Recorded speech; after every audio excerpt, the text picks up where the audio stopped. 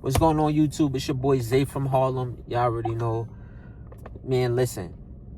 This right here, this is breaking news. I'm telling y'all, this is how these niggas got caught stealing the sneakers from Nike.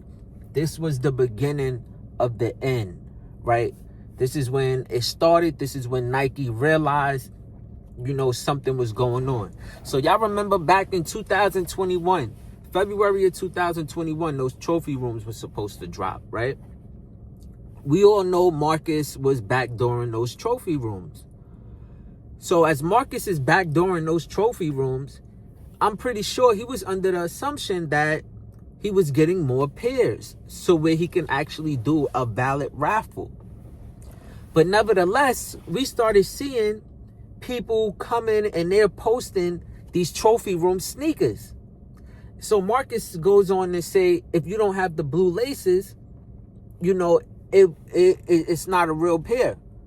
But we know the pairs didn't come with the blue laces. Those was extra. But now all of those other pairs, those were stolen pairs. How did those pairs get stolen? Well, if we go back and we look at the news article, not if we go back, but the news article that just came out today with the federal indictment with the Cool Kicks owner and a few other people, I believe it's 12 people total. If we go back and we look at that and they say it started in 2021. Well, what happened in 2021? You have to look to see what sneakers went missing. The biggest sneaker of the year. I mean, I would say that was one of the biggest sneakers of the year. The Trophy Room Jordan 1s.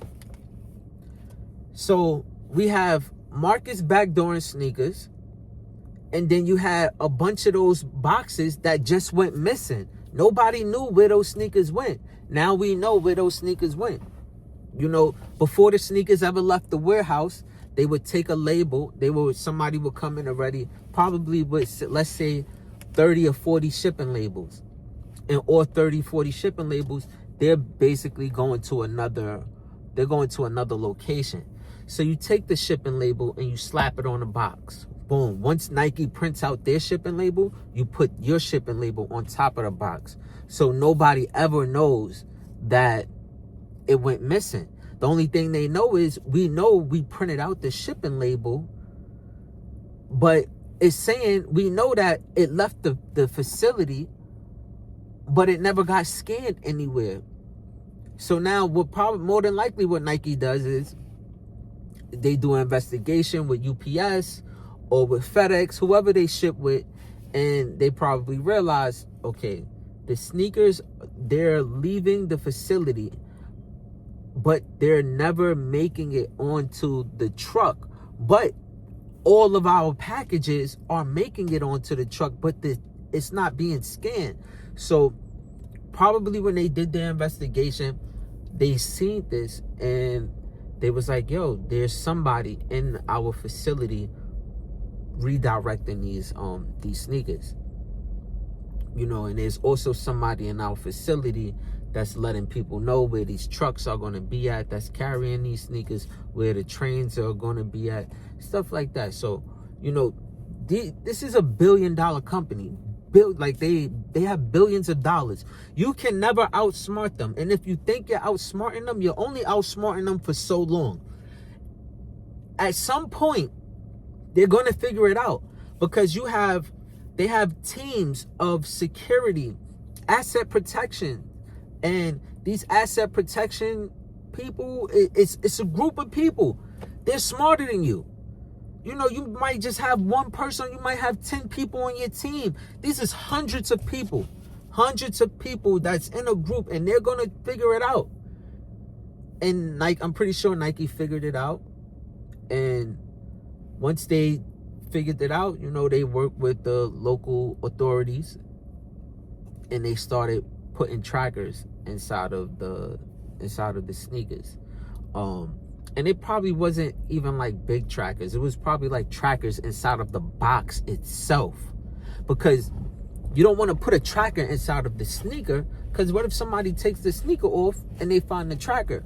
So what is the smartest way to do it?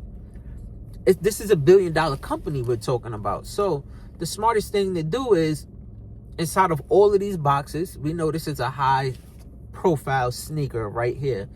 So inside of all of these boxes, we're gonna create a tracker that can fit inside of the actual box itself.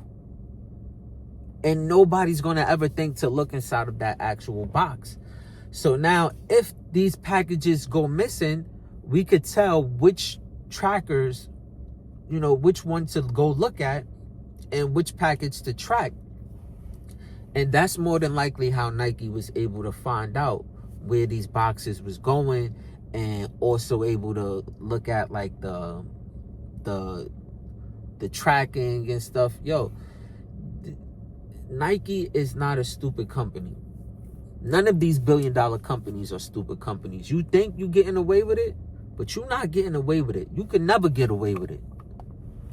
So now, when we look at it and we think about it, all of the times when the stores would say, yo, we don't have all our shipment, people thinking that these stores was backdooring, they actually wasn't, because they actually wasn't getting their shipments.